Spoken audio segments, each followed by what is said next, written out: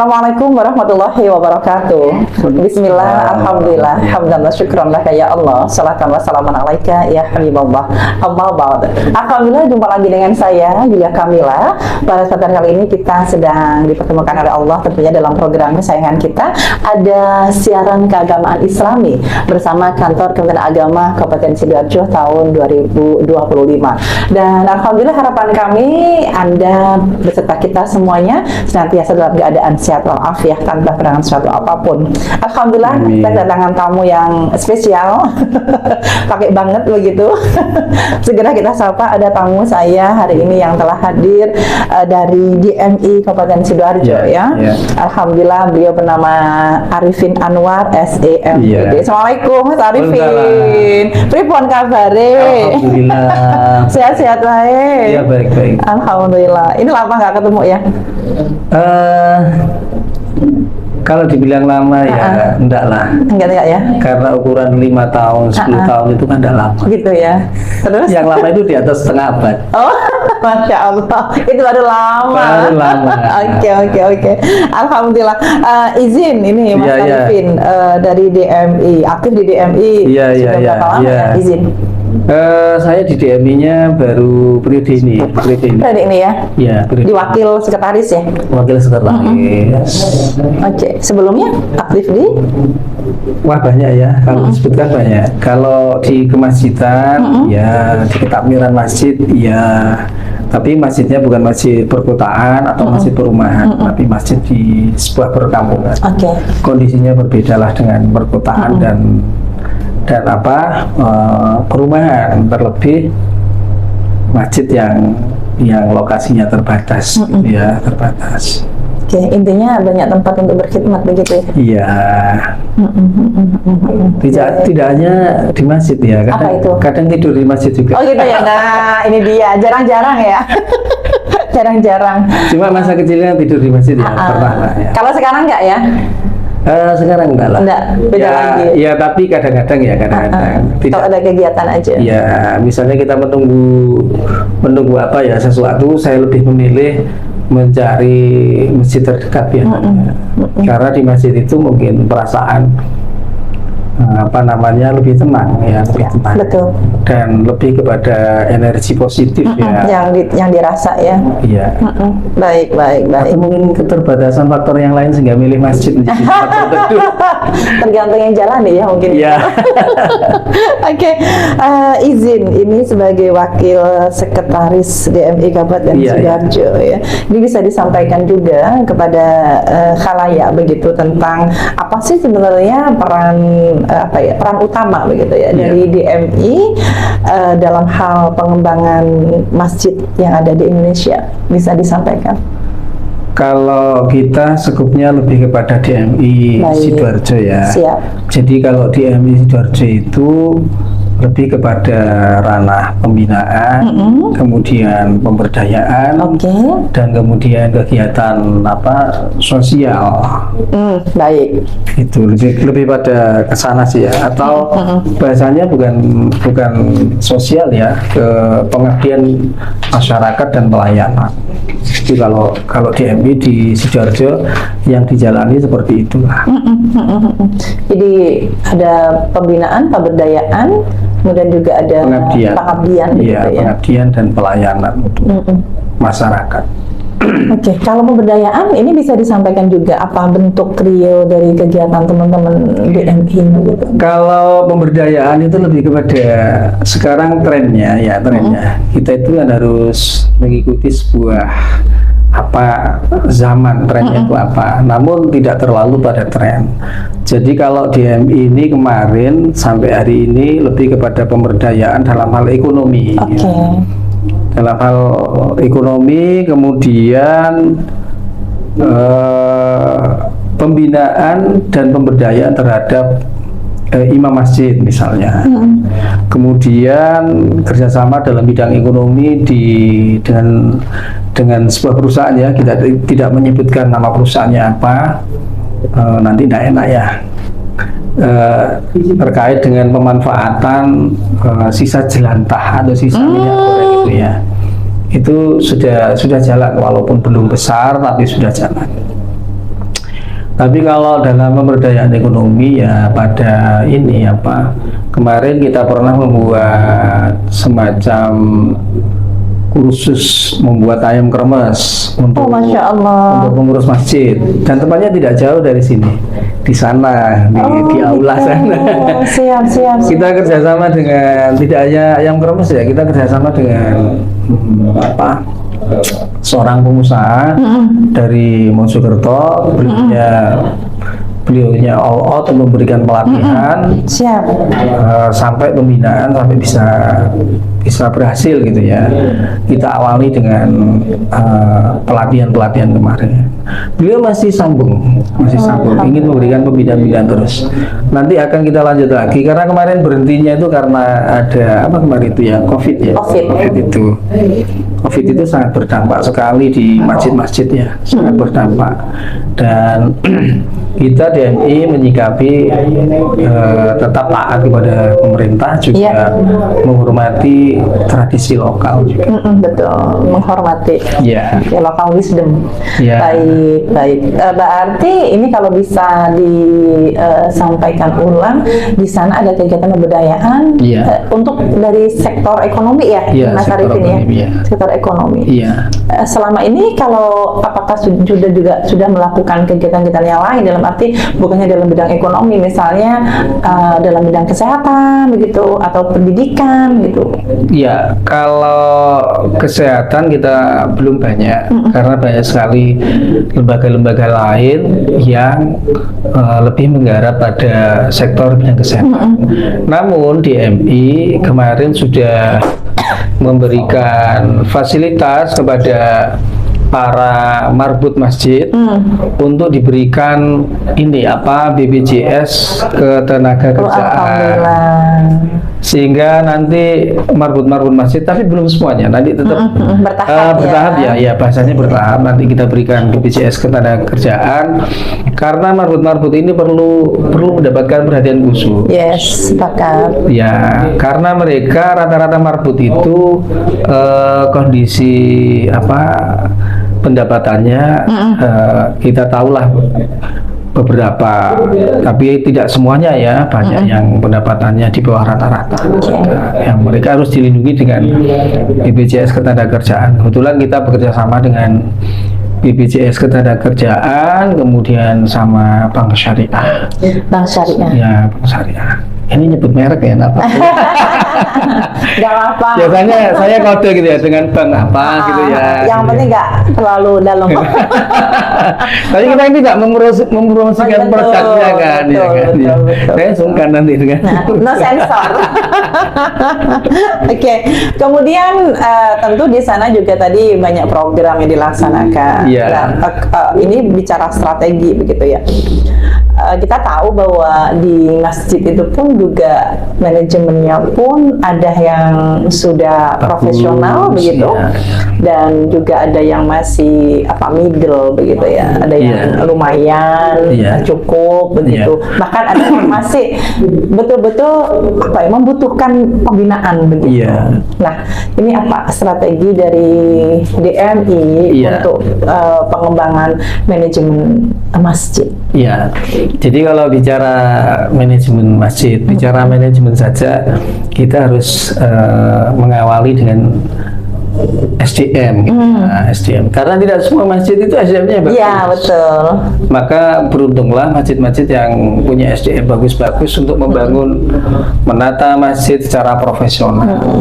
Maka yang pertama yang harus dilakukan adalah membangun SDM yang bagus dengan merekrut pengurus-pengurus yang SDM-nya bagus. Tetapi kondisi ini ya situasional ya, karena di kampung tidak semuanya SDM-nya bagus-bagus untuk menangani masjid. Ada SDM bagus, tapi untuk menangani masjid ini loh, yang bagus, yang ada waktu, dan yang mau menangani. Ini penting, sebab ketika masjid itu bangunannya bagus tapi SDM-nya kurang bagus, ya pengelolaannya juga kurang maksimal. Sekarang misalnya ketuanya bagus tapi pengurus yang lain SDM-nya kurang mengimbangi ya, bahasanya kurang mengimbangi. Ya mungkin juga ketuanya berat menggeret gerbong ini. Maka minimal 50% lebih dari sumber daya yang mengelola masjid ini harus apa ya, sefrekuensi. Ya visinya sama. Nah, ini terkait dengan visioner seorang pengurus masjid ini harus sama. Nanti kalau frekuensinya tidak sama, visinya tidak sama, akhirnya masjid itu perkembangannya juga tidak tampak, profesionalitas pengurusnya juga tidak terlihat. Tapi ya kita maklumi, karena mendapatkan SDM yang bagus di tempat-tempat tertentu itu tidak mudah. Betul. Kemudian yang kedua, selain SDM ya, itu membentuk tim ya, membentuk tim struktur yang bagus, yang mereka bidangnya itu terutama pada bidang-bidang tertentu itu betul-betul yang menggarap bidang tertentu itu sesuai dengan keahliannya. Saya sering mampir di beberapa masjid itu, saya baca hampir semua masjid itu kan ada apa namanya, seksi-seksi atau bidang-bidang ya. Ada bidang PHBI, ada bidang perlengkapan, keamanan, kemudian bidang, kalau di masnya itu ada bidang ini, ada si kemuslimatan, Mas Arifin. Iya, kalau tempat saya namanya apa ya, ibu-ibu masjid ya. Oh gitu ya. Baru saja di namanya. Kembali lagi kepada struktur. Kemudian ada bidang ini, kebersihan. Kenapa kebersihan harus ada bidang? Menurut saya kebersihan itu tidak harus bidang atau seksi, tapi mereka di SK untuk betul-betul membersihkan masjid contohnya. Kemudian yang jarang saya temui di masjid-masjid itu ada bidang kesejahteraan masjid, nggak ada, atau bidang perekonomian masjid. Nggak ada ya? Nggak ada. Jarang sekali, dan memang selama saya jalan mampir ke masjid-masjid memang nggak ada. Seharusnya idealnya kalau misalnya DMI punya apa standar begitu ada ya? Kalau sekarang kan sudah gini, perekonomian begitu. Iya. Jadi sekarang kan, kemarin kita pertemuan di Surabaya itu DMI provinsi sudah memberikan pengarahan-pengarahan bagaimana mengelola masjid agar tidak ketinggalan dengan zaman. Ya. Misalnya sekarang ini ada program ketahanan pangan, ya masjid ini harus punya peran ke sana. Kalau masjid ini bisa mengambil peran itu, maka ya paling tidak kita meringankan beban program pemerintah untuk menguatkan ketahanan pangan di tingkat lokal sekitar masjid itu. Nah, ini kalau gerakan ini bersama-sama sekabupaten misalnya, tidak terlalu besar se-provinsi atau se-Indonesia, ini sudah luar biasa dalam bidang perekonomian, khususnya bidang pangan ini. Misalnya gini, ada di suatu tempat kampung atau masjidnya yang di situ tidak banyak, tapi kampungnya luas, pertanian misalnya. Mereka kan tidak harus bersedekah dengan uang, mereka bisa bersedekah dengan hasil-hasil pertanian yang digudangkan, dikelola untuk dikembalikan lagi kepada para jamaah. Itu kan juga bisa. Namun ini kembali lagi ke awal, kita butuh SDM untuk mengelola ini. Ada yang mampu dan bisa. Nah, ini penting. Sebab pertemuan di masjid itu sangat mudah, tidak harus menunggu undangan. Kita sering ketemu dengan jamaah. Mereka kan bisa ngobrol kecil-kecil apa yang dibutuhkan oleh mereka, gitu kan. Sekarang kan mulai muncul masjid-masjid ini ya, masjid yang diramaikan, disejahterakan, dan bahkan ada bahasanya memakmurkan masjid dan dimakmurkan masjid. Sekarang kan ada masjidnya. Nah, itu mulai tren, itu bagus. Jadi artinya adalah bukan masjid memakmurkan pengurusnya tidak, tapi pengurus ini mengelola masjid agar bisa memakmurkan jamaah. Kesanalah arahnya. Karena tidak menutup kemungkinan para jamaah itu kan tidak semuanya ekonominya mapan, tidak semua ekonominya mampu, gitu kan. Perlu terobosan-terobosan lah untuk membantu para jamaah yang ekonominya perlu dibenahi. Kemudian Yang ketiga, bagaimana manajemen masjid selain yang pertama SDM, kedua SDM. struktur itu ya, menata struktur. Yang ketiga pengadministrasian. Nah, ini loh. Kelemahannya ini kayaknya nomor 3. Yang paling dominan. Ini adalah tugas Dewan Masjid Indonesia Kabupaten, betul. Memang kita adalah arah ke sana, namun kita kan step by step. Kita mengambil peran yang sangat dibutuhkan.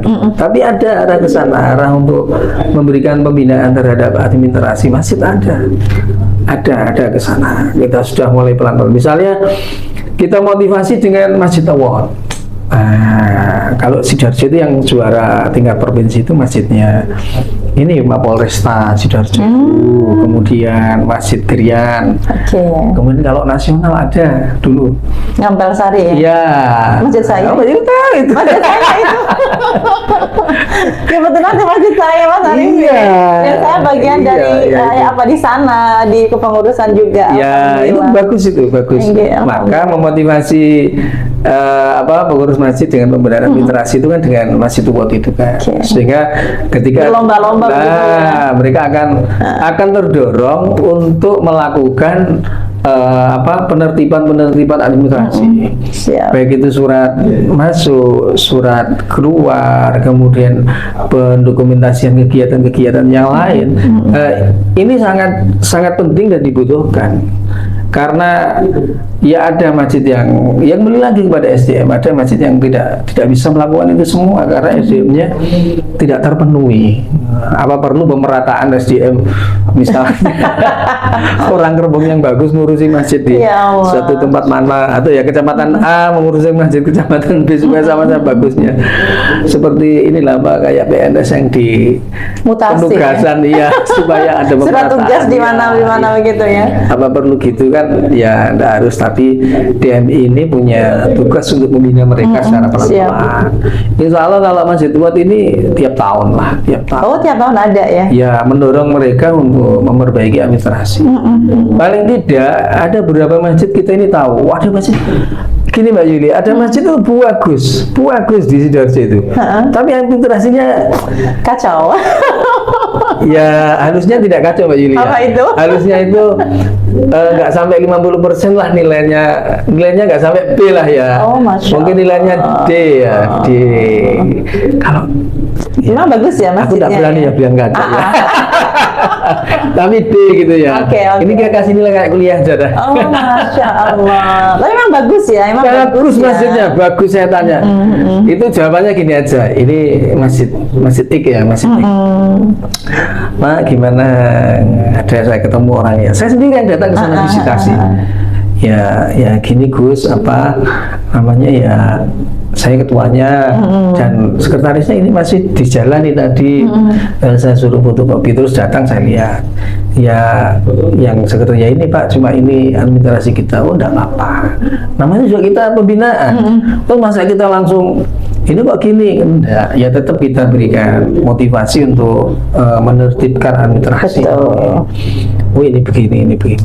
Paling tidak kemudian ketika masjid-masjid ini tahu bahwa ada Masjid Award, masjid-masjid yang sudah bagus ini loh, secara material itu mereka membenahi administrasinya. Materialnya juga bagus. Emang ya? Oh, jadi kita kasih tahu mungkin masjid yang dekat dulu. Wow, bagus ya. Tapi administrasinya masih D.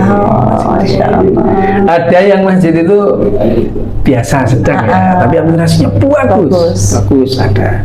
Kalau masjidnya Mbak Zuli ini bagus semuanya. Amin. Apa karena ada orangnya ya, bukan karena kan memang teruji. Sudah divisitasi ke sana.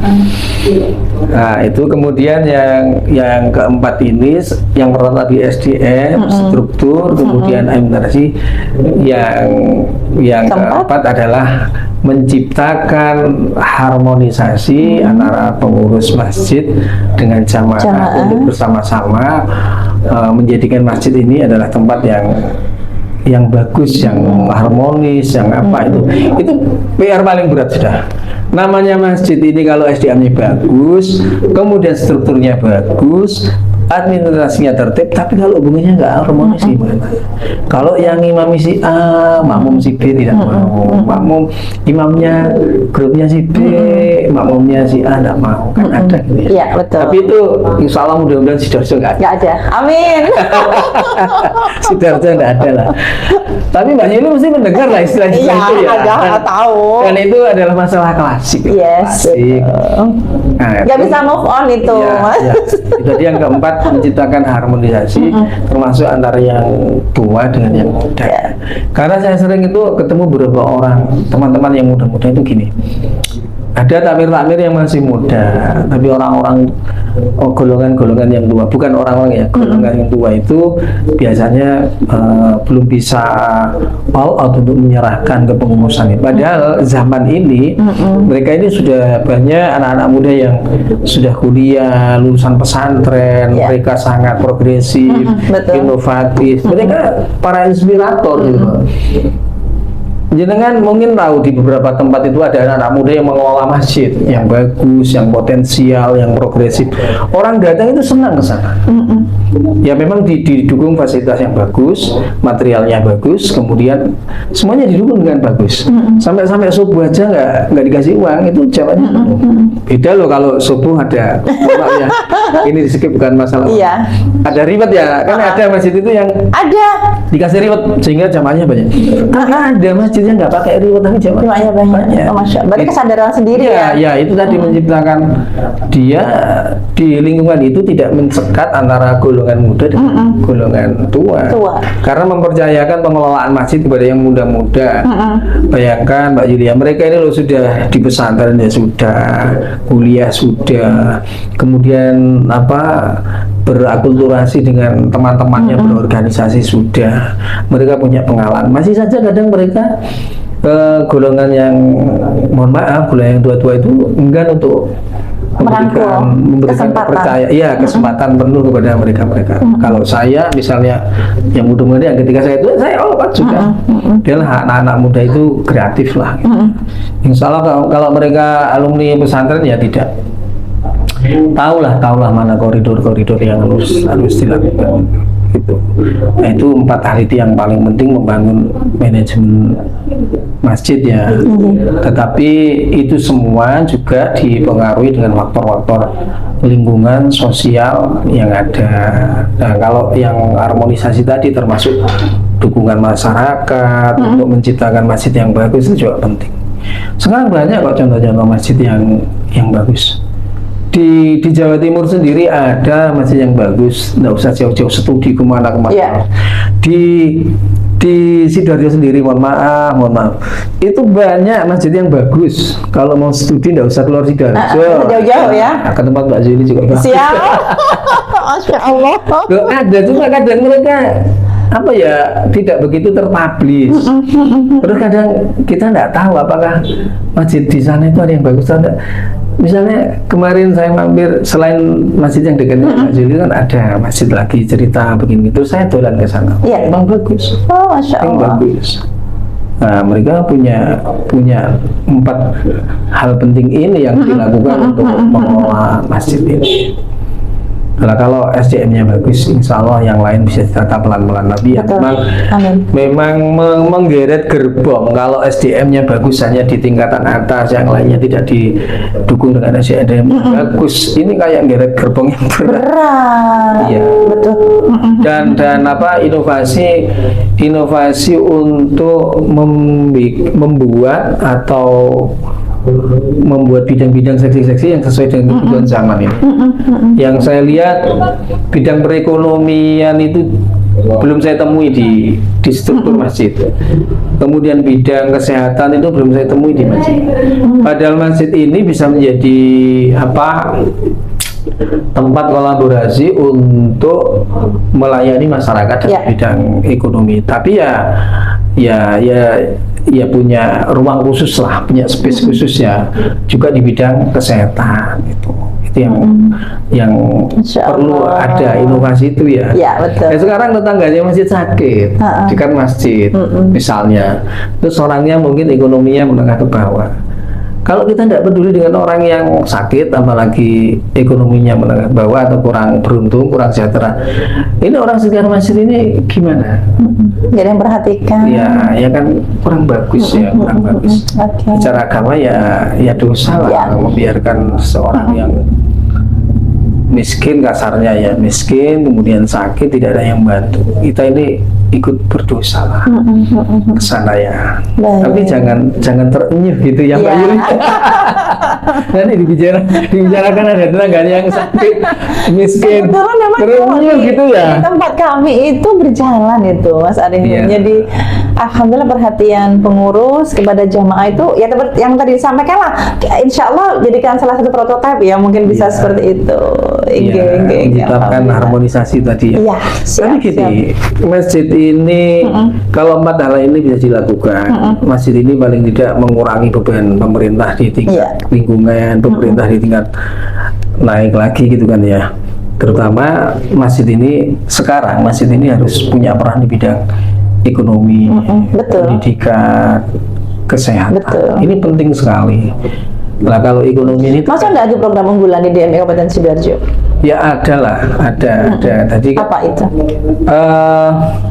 kalau kemarin kita ngobrol-ngobrol sama teman-teman, kita sudah punya banyak hal ya, sudah melalui banyak program Iya. banyak sekali.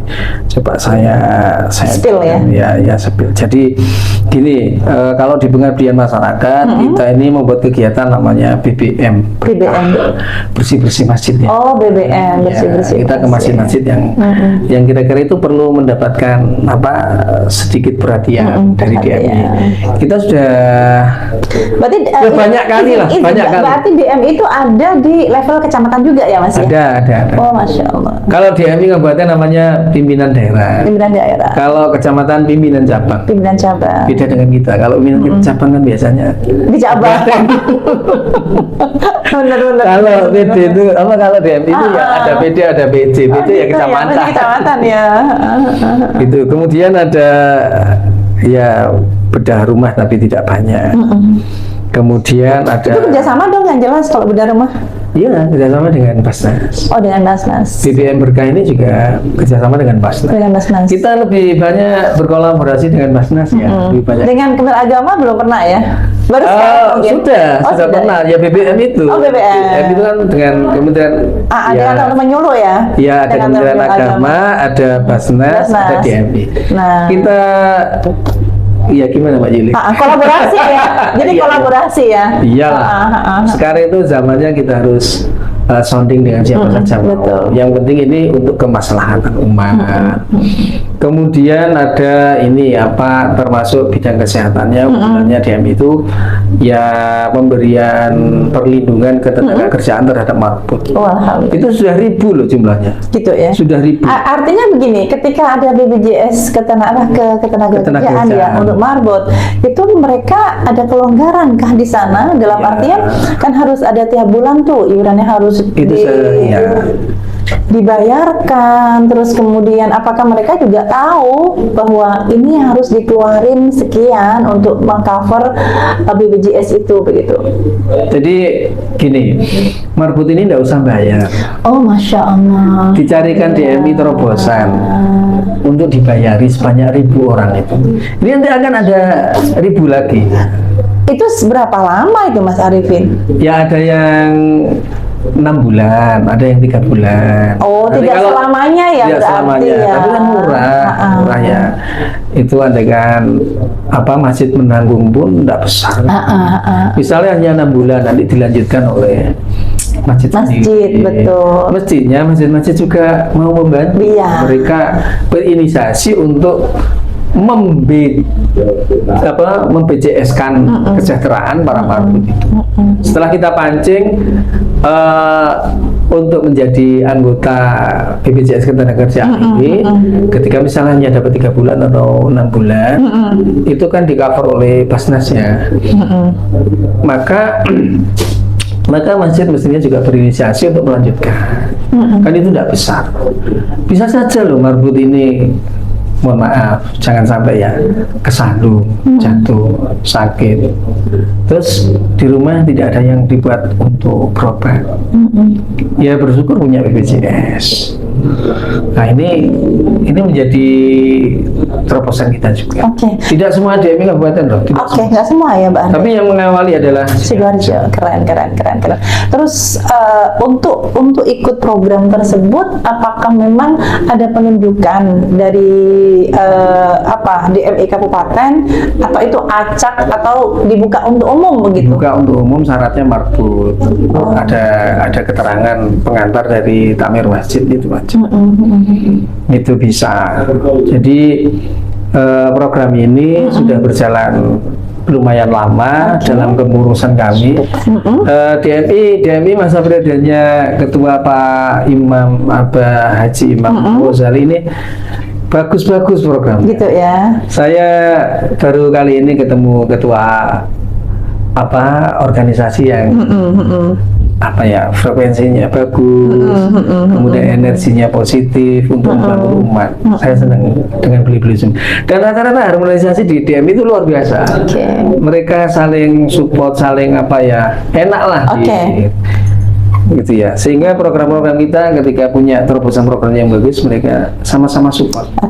Berarti tadi dari keterangannya Mas Arifin tadi tentang sinergitas dengan apakah itu Basnas, kemudian dengan Kementerian Agama ataupun dengan instansi-instansi yang lain, ini berarti sudah dikatakan berjalan begitu ya? Sudah berjalan, tidak hanya berjalan tapi sudah harmonis. Alhamdulillah. Sudah bagus, sudah kalau orang Jawa mengatakan kayak saudara petak kunir gitu ya. Kalau nggak berkolaborasi ini nggak enak gitu. Kita misalnya mau jalan kemana, ini kalau kita nggak nyapa teman-teman kemana, tidak menyapa Basnas, apalagi Basnas. Iya kan? Nggak boleh ditinggal. Mohon maaf, mohon izin. Ini kan juga bagian dari ikhtiar biar programnya DMI jalan, kan begitu kan? Kemudian Basnas pun juga punya program yang sama, sounding begitu ya Mas? Iya. Kita ada program yang lain kayak ketika kita melakukan pembagian zakat juga bekerja sama dengan Basnas ke sana. Banyak sekali kalau unggul-unggulan. Yang menarik lagi ini cuma kuotanya tidak banyak. Namanya UKIM. Tapi tiap kabupaten ada. Namun di Sidoarjo ini kuotanya ada tambahan khusus. Bapak UKIM usaha? UKIM itu uang kehormatan imam masjid. UKIM. Iya, diberikan tiap tahun. Nah, ini kan bagus gitu ya, bagus untuk mereka. Seleksi itu berarti? Oh, enggak seleksi ya. Yang pernah dapat nggak boleh dapat lagi. Oh, bergantian. Iya betul. Yang belum pernah dapat ya diajukan dapat. Tiap tahun ada, tiap tahun. Bisa tiap tahun itu kita belum bisa menentukan apa bulannya apa. Nanti biasanya kita koordinasi dengan pimpinan wilayah Jatim ya. Itu anggaran tidak se-Indonesia sumber anggaran itu dari DMI Jawa Timur atau dari Basnas? Dari Jawa Timur. Jawa Timur itu dari Demasindo ya, Yayasan Dewan Masjid Indonesia. Itu kemudian juga anggaran ya, kita tidak tahu anggaran Yayasan Demasindo itu dari mana. Sepertinya ya kerjasama dengan pemerintah provinsi. Betul, Pemprov. Untuk memberikan UKIM. Jadi UKIM ini memang dari provinsi. Tapi kan gini menariknya, bahwa UKIM ini kita kelola dengan baik. Dan teman-teman para imam masjid di bawah ini sangat berterima kasih dengan adanya UKIM. Kalau nggak salah saya pernah deh yang handle acara itu ada di salah satu hotel di Surabaya. Gitu ya. Iya deh. Jam Jawa Timur itu. Ya, UKIM kan bagus. Gitu ya. Oke. Kalau yang lain ya paling unggul itu sih. Ada ini yang mungkin Mbak Yuli belum pernah dengar di DMI ya. Kita ini sudah tahun ketiga buat halaqah kurban. Oh, Masya Allah. Halaqah kurban ini murah loh. Orang belajar nyembelih hewan sampai halal, jadi halalan toyiban bahasanya ya. Halal toyib. Itu itu sebenarnya pelatihan menyembelih hewan kurban. Kita kerjasama dengan Juleha, bukan Julaiha. Juleha. Iya, kalau Juru? Julaiha ini beda. Gitu ya. Yang Nanti pegang kita salah tafsir. Juleha yang pegang kamera. Begitu ya? Iya. Juru sembelih halal ya. Ya, ya. Jadi apa? Kita tiap tahun ada orang kita meluluskan mendapatkan sertifikat, tapi belum BNSP. Oke. Itu tiap tahun 300 orang loh. Oh, Masya Allah. Ini dulu berangkatnya gini, saya itu kan sering ikut halakoh kurban dulu di provinsi. Kemudian saya matur kepada ketua, bagaimana kalau kita menyelenggarakan halakoh kurban, gitu kan? Kemudian singkatnya ketua, ya awalnya membawa ini ke program itu sulit, itu gimana dan sebagainya. Namun pada endingnya adalah beliau menyetujui semua. Alhamdulillah. Dan prinsip kita adalah untuk mencerdaskan umat bahwa pentingnya mendapatkan daging dari sembelihan yang halal dan thayyib itu yang paling penting. Tidak hanya untuk ketika masa kurban di Idul Adha, tetapi bagaimana masyarakat mendapatkan studi tentang bagaimana menyembelih yang halal. Kemudian syaratnya bagaimana, terus yang disembelih itu yang sebelah mana, caranya bagaimana. Ya, itu penting. Sebab katakanlah begini Mbak Yuli, maaf loh ya, maaf ini.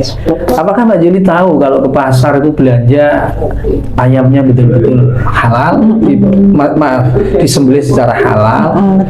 Kalau ayam itu halal, tapi apakah disembelih dengan cara halal, thayyib atau tidak? Nah, ini penting. Maka melalui halakoh kurban ini kita tidak hanya materi masalah kurban saja, tapi bagaimana mendapatkan kayak ayam dan daging-daging yang lain itu diperoleh dengan cara yang halal. Maka perlu masyarakat ini diberi edukasi semacam itulah ya, edukasi tentang mendapatkan sembelihan yang halal, halakoh kurban ini penting. Halakoh zakat juga pernah. Ini tiap tahun ya kalau yang halakoh kurban tadi itu? Tiap tahun kita berbayar untuk peserta? Peserta itu tidak berbayar sebenarnya, tapi berpartisipasi. Oke. Ada kan dibutuhkan pisau apa segala macam gitu. Ya, kalau itu mandiri ya. Oh, bawa sendiri ya otomatis. Nah, mereka boleh nanti setelah acara itu beli boleh. Oh, Masya Allah. Dimanapun tempatnya boleh. Tidak dibatasi. Yang penting diajari ilmunya cara menyembelih halal. Oke. Itu. Tapi kalau halakoh zakat ya ada, tapi tidak menjadi unggulan bagi DMI Kabupaten Sidoarjo, lebih kepada halakoh kurban. Karena ternyata saya turun langsung melihat peserta. Rata-rata beli-beli itu bercerita bahwa menyampaikan bahwa saya alhamdulillah ada acara kurban pembinaan, mereka kalau bilang pembinaan menyembelih hewan kurban ini sehingga bisa tahu bagaimana cara tidak hanya menyembelih tapi mendapatkan daging yang halal. Yang kedua bagaimana menangani hewan kurban gitu kan ya. Tetapi lebih diingat sekarang DMI itu melayani bahasanya ya pengabdian. Ini memang untuk yang dibutuhkan umat dulu lah, mana yang diutamakan. Itu kalau program-program depan ya banyak. DMI itu lebih ini ya, ekonomi juga dia. Kalau dalam hal radikalisme itu gimana Mas Arifin? Kalau DMI Kabupaten Sidoarjo sendiri, apakah juga pernah masuk ke sana? Satu DMI Sidoarjo ini alhamdulillah tidak ada yang terpapar radikalisme. Yang kedua, ya tetap kita sampaikan bahwa pemahaman terkait dengan pentingnya menjauhi radikalisme dan melindungi umat dari radikalisme itu ya tetap kita sampaikan lah. Dan yang penting ke depan DMI ini dan masjid-masjid ini punya peran yang sesuai dengan zamannya di bidang ekonomi, kesehatan dan pendidikan. Yang penting ini harus punya peran ke sana. Teknologi gimana ini? Kalau teknologi otomatis lah, kita ini kan zamannya zaman global. Digital. Nah, ya, apalagi sebutnya era apa namanya? 4 Nah, ya. Sekarang 5 ya, 5. Ya, 5.5. Kemudian di ekonomi ini kita harus bisa bangkit membangun ekonomi melalui masjid yang bagus. Banyak hal lah, Mbak Juli, kalau mau diskusi terkait ekonomi banyak lah ya. Terkait dengan kesehatan juga banyak melalui masjid. Masjid ini sangat bagus untuk dijadikan sarana bagaimana membangun peradaban lingkungan di sekitar masjid itu menjadi lingkungan yang harmonis, sejahtera, kalau bisa berkecukupan, sehingga jamaah ini ibadahnya semakin tenang dengan situasi yang ada, yang paling penting. Jadi simbolnya membangun manajemen masjid ini menyiapkan SDM yang bagus, menata struktur sesuai dengan kebutuhan zaman, kemudian menertibkan administrasi, kemudian menciptakan harmonisasi antara di dalam pengurus sendiri dan dengan jamaah masjid dan lingkungan sekitar masjid. DMI juga gitu, SDM-nya bagus, strukturnya bagus, kemudian keluarga DMI ini harmonis, kemudian lingkungannya harmonis, insya Allah kita bisa menjalankan program apa saja. Betul. Baik. Kita semakin mepet dengan durasi ini. Ya, kita kan harus suka yang mepet. Izin, kalau bicara tantangan ya, ini mungkin sebagai pertanyaan terakhir nanti sebelum kesimpulan. Iya. Tantangan ke depan seperti apa untuk DMI? Tantangan ke depan untuk DMI ini adalah kita harus bisa membangun manajemen masjid dengan era modern ini. Karena banyaknya pengaruh-pengaruh dan isu-isu global ini, masjid ini harus punya peran bisa menjawab tantangan itu. Contoh adalah terkait ketahanan pangan, misalnya. Masjid harus mampu menjawab tantangan terkait ketahanan pangan. Bagaimana masjid ini bisa memberikan jaminan kepada para jamaahnya agar jangan sampai ada jamaah yang begitu kekurangan tapi kita tidak tahu terkait dengan pangan. Maka salah satunya adalah itu, jadi bisa menjawab dan membuat manajemen masjid di era modern. Nah, ini inspirasi bagi saya. Nanti saya pulang tak tulis bagaimana membangun manajemen masjid di era modern dan menjawab tantangan di masa depan. Karena saya menemukan buku-buku manajemen masjid itu tidak ada yang manajemen masjid di era modern dan menjawab tantangan di masa depan. Nah, ini inspirasi bagi saya. Baik, Masya Allah. Terima kasih banyak hadirnya di sini ya. Jadi tamu kami di sini di program siaran keagamaan Islam bersama dengan Kantor Agama Kabupaten Sidoarjo tahun 2002. Iya. Patun sangat terima kasih juga kepada Kementerian Agama Kabupaten Sidoarjo khususnya karena sudah mengundang kita di DMI, sehingga paling tidak masyarakat tahu bahwa ternyata DMI banyak programnya. Dan DMI tidak menutup masukan. Misalnya ada masukan dari masyarakat kepada kita, akan kita akomodir, kita tampung, barangkali itu adalah masukan yang sesuai dengan kebutuhan zaman ini. Baik. Mungkin nitip ya Mas Arifin, mungkin bagian dari rekomendasi. Siap. Beasiswa untuk putra-putrinya para marbot mungkin bisa. Ini kemarin sudah dipikirkan. Oh gitu ya. Salah nanti raker ini kita sampaikan. Dan tidak hanya DMI yang mikir itu. Ya. Lembaga-lembaga lain juga sudah mikirkan. Supaya bagaimana marbot ini tidak hanya menjadi marbot tapi bisa naik kelas dari anak-anaknya. Senang nggak Mbak Juli kalau anak-anak marbot ini naik kelas? Banget. Jadi bentuk perhatian kita kan, kita juga nggak bisa ngasih ribut yang lebih begitu ya. Makasih waktunya sekali lagi, mudah-mudahan ketemu lagi dalam kesempatan dan terus sehat. Alhamdulillah, amin. Sama-sama doanya juga untuk Mbak Juli dan kru yang bertugas, diberikan umur yang panjang, sehat walafiat, rezekinya dicukupkan oleh Allah. Amin, berkah-berkah. Matur Masya Allah. Dan usia sudah kebersamaan kita pada program di pagi hari ini ya, di program siaran keagamaan Islam Kantor Agama Kabupaten Sidoarjo tahun 2020. Saya Yulia Kamila segera pamit. Terima kasih dan wallahul muwaffiq ila aqwamit thoriq. Wassalamualaikum warahmatullahi wabarakatuh.